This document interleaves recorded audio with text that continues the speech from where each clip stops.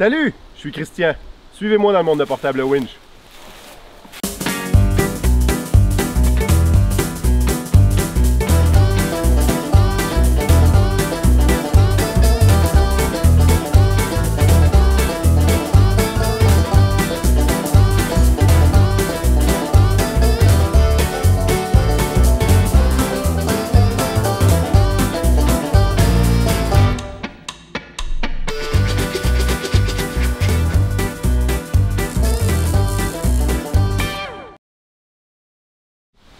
Bonjour! Aujourd'hui, on va parler de la corde de polyester. On va voir ses avantages, on va voir ses spécifications, on va voir aussi comment la choisir en fonction de son diamètre, en fonction de la longueur et du travail qu'on a à accomplir. Ça va nous mener aussi à parler de son transport et de son rangement avec nos sacs à cordes. La première chose avant de vous parler des cordes de polyester, je veux juste prendre une petite seconde pour parler des cordes d'acier. Parce qu'il y a encore beaucoup de gens qui sont sceptiques par rapport aux cordes de polyester ou aux cordes en général.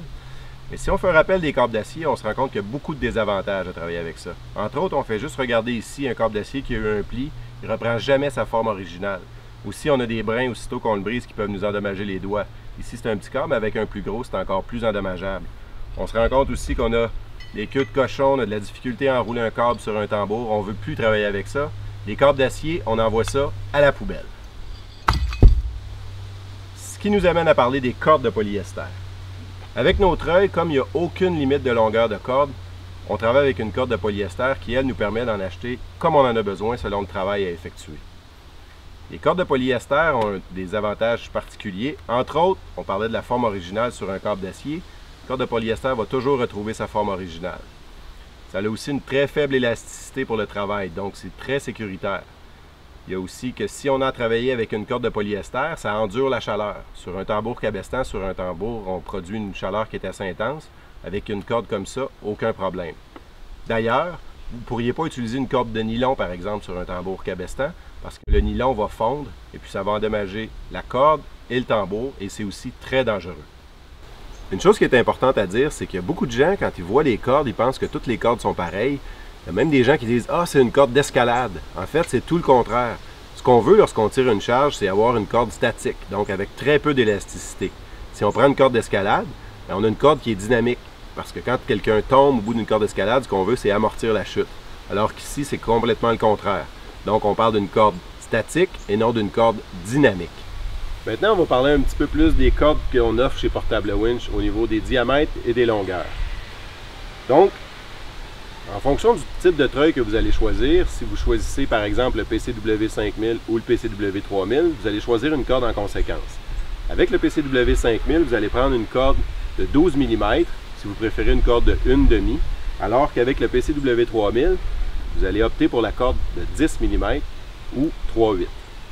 Au niveau de la corde de 12 mm, on a une force de rupture de 3300 kg.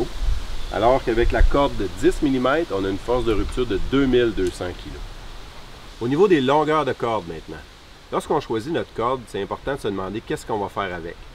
Si par exemple vous travaillez en forêt, vous allez peut-être opter pour une corde plus courte que si vous avez à faire du levage. Chez Portable Winch, on offre différentes longueurs qui sont par multiples de 50 mètres.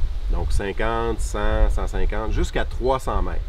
Par contre, si vous avez besoin d'une corde plus longue, vous pouvez faire la demande et c'est disponible sur commande spéciale. Par exemple, on a un client qui a déjà commandé une corde de 1 km de long pour tirer des fils le long d'une voie ferrée. Lorsque vous commandez votre corde, vous allez avoir le choix entre deux extrémités.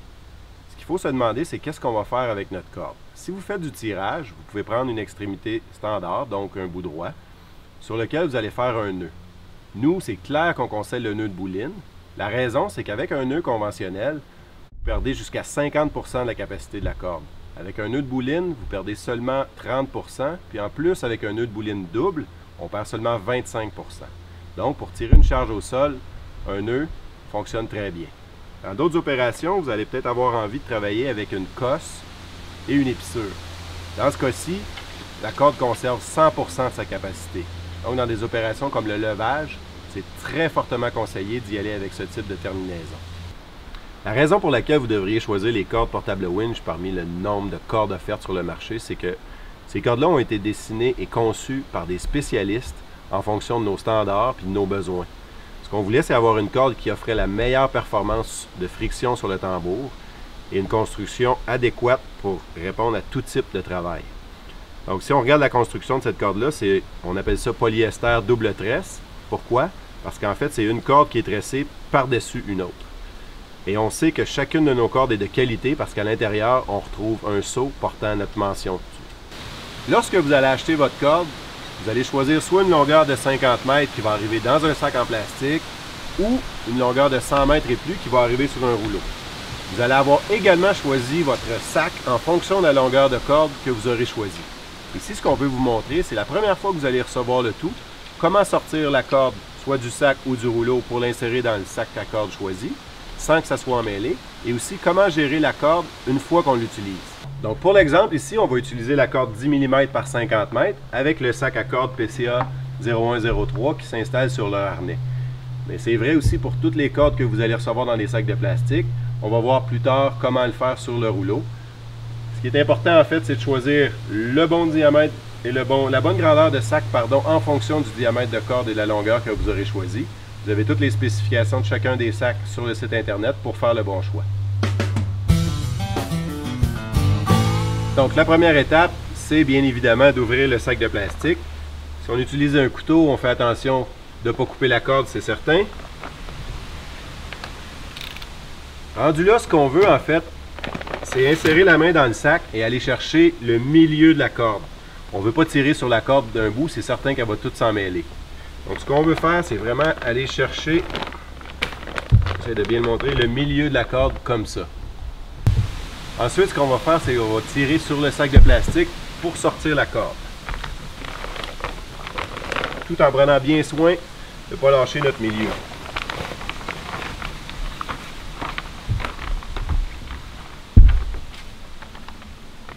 Feuillet d'instruction, c'est important de le conserver et de le lire.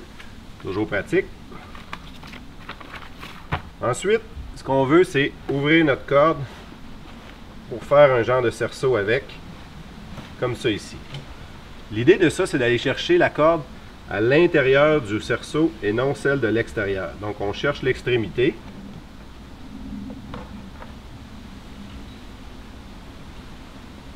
Donc, dans ce cas-ci, je l'ai trouvé ici. Et lorsque je vais insérer la corde dans mon sac, on va l'insérer à partir de ce bout-là. Ensuite, on prend un mousqueton qu'on vient attacher après une ganse pour la ceinture, dans lequel on va passer le bout de la corde. On va chercher l'extrémité de corde, on la passe dans notre mousqueton, et puis on prend notre sac à corde qu'on ouvre le plus possible. Et l'idée, ce qu'on veut faire, c'est de pousser la corde dans le fond du sac, comme ceci. Et normalement, quand tout va bien, la corde se déroule sans s'en mêler de notre rouleau. Une fois de temps en temps, on peut taper la corde au fond du sac, juste pour qu'elle se positionne adéquatement. Donc, quand tout va bien, on réussit à rentrer notre corde une première fois sans que ça s'en mêle. Ça se peut, oui, effectivement, que ça s'en mêle un petit peu au cours du processus. Par contre, ça ne sera jamais emmêlé comme si vous aviez sorti la corde d'un seul coup. Ce qui est intéressant, comme je disais, c'est qu'on peut sortir la corde à notre guise de notre sac.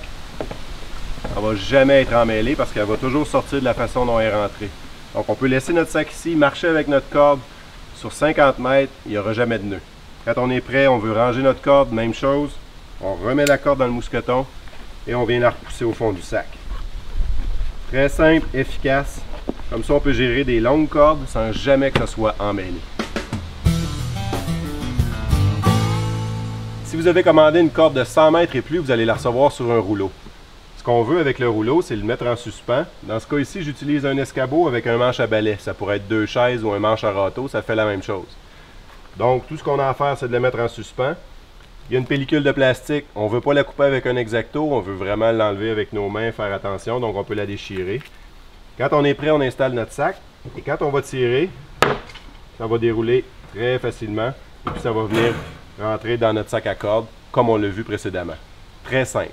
Un autre petit truc intéressant, c'est qu'on peut aussi attacher notre corde après la charge, avant de sortir la corde du sac, et ensuite marcher avec le sac.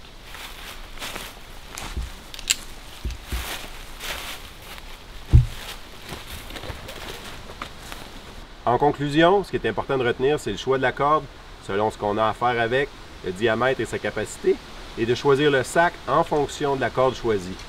Si vous avez des questions sur les types de cordes ou sur n'importe quelle autre corde, n'hésitez pas à nous contacter, il va nous faire plaisir de vous répondre.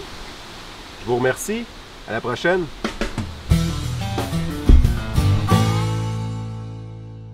Oh! J'ai oublié de vous dire, il y a d'autres vidéos à voir.